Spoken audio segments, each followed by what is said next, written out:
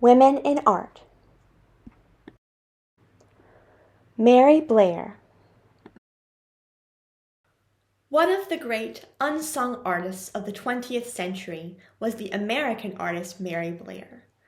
Born Mary Brown Robinson in Oklahoma in 1911, she would go on to study fine art at San Jose State University and the Chouinard Art Institute.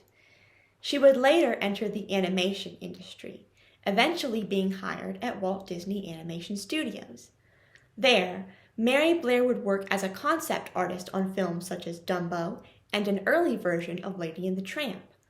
Her art style was initially defined by pastels and watercolors, but would transform after a company trip she took to South America. She traveled with Walt Disney and a group of leading artists at the studio to a wide variety of South American nations, including Chile and Brazil. During the course of the experience, Blair's art would take on a new dimension, using an increased number of bold colors and flat shapes. Walt Disney would be extremely impressed with the art she created over the course of the trip, and encouraged animators to embrace her style in future films such as Peter Pan, Alice in Wonderland, and Cinderella. Let's take a look at the enchanting work of Mary Blair. During Mary Blair's days at the Chouinard Art Institute and in her early career, her art was defined by its use of watercolors. Blair's detailed and expressive use of watercolors can be seen in her painting Ice Skaters, which she completed in the early 1930s. Here, she uses a distinct color palette comprising of brown, yellow, gray, pink, and purple. These colors set the tone for this elegant but humorous work of art. She depicts a grouping of beautifully dressed skaters from an earlier time enjoying an afternoon of fun. While some, such as the woman with the ermine in the foreground, skate with grace and decorum, others, such as the fallen gentleman in the lower right corner, comically struggle. The painting seems to contain an element of satire as well. Characters such as the woman in the chair seem to be a focus for comedy because of their pomposity. Overall, the painting demonstrates the artist's exceptional talent for characterization, which would serve her well during her career at Walt Disney Animation Studios. Mary Blair's art radically shifted during her trip to South America with Walt Disney Animation Studios. This trip was requested and funded by the U.S. government as part of the FDR administration's Good Neighbor policy. Blair would be deeply inspired during her time in South America, and would create several stunning compositions over the course of the trip.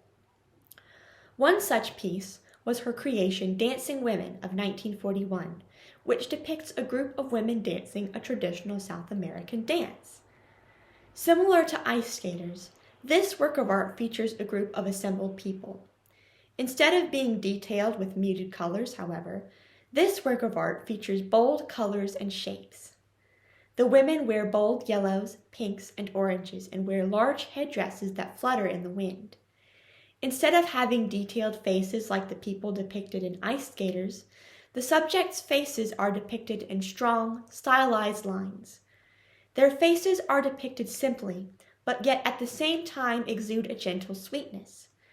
These women are also fewer in number than the characters in Ice Skaters, making it easier for the viewer to focus on each one as an individual.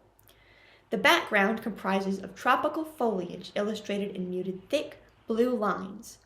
While this style is very different from her earlier work, it is irresistibly charming and dynamic, and would set the tone for the art she created for the rest of her career.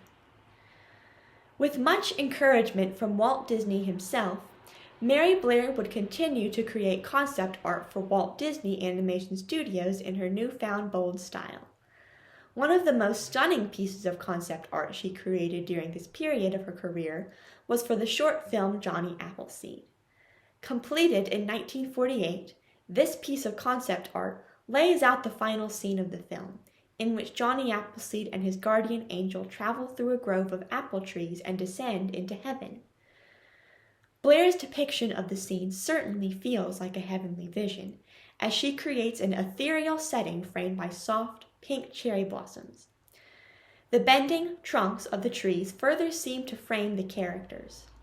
Once more, The receding figures of Johnny Appleseed and the angel are depicted with simplicity and with boldness, their dark figures standing out against the pale pink background.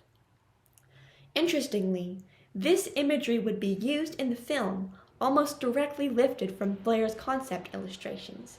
Clearly, the Disney animators, many of whom saw Blair's art as incompatible with their animation techniques, were unable to deny the appeal of her art and her vision in this specific instance. Mary Blair's influence can be seen on larger projects for Walt Disney Animation Studios as well. Her hand can be felt particularly strongly in the film Alice in Wonderland. This work of art, which Blair created in 1951, demonstrates Blair's vibrant vision for the film. This image shows the protagonist Alice wandering around in a garden of brightly colored flowers. Blair's choice of color here is stunning, employing an array of blues, purples, yellows, and greens.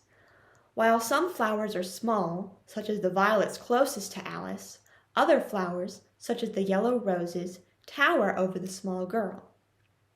Once more, her face is not depicted in detail, making it easier for viewers to focus on her small size in relation to the world around her.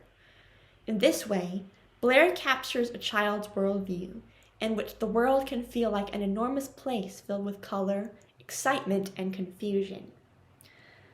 Mary Blair's influence has reached far beyond the Walt Disney Animation Studios films of the 1930s, 40s, and 50s.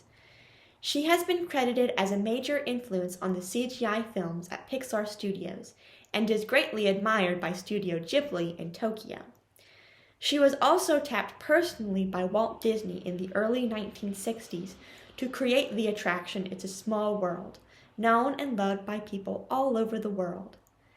Mary Blair was known to her colleagues and friends as a reserved, shy woman. Her art, however, demonstrates a boldness and joy that has won her admirers around the world. During her time at Disney, she faced pushback from her male colleagues who did not appreciate her artistic style as much as Walt Disney did. Additionally, she faced difficulties within her marriage because of her rise within Walt Disney Animation Studios. In spite of all this, her talent and creativity were unparalleled and live on in the films she worked on during her time at the company.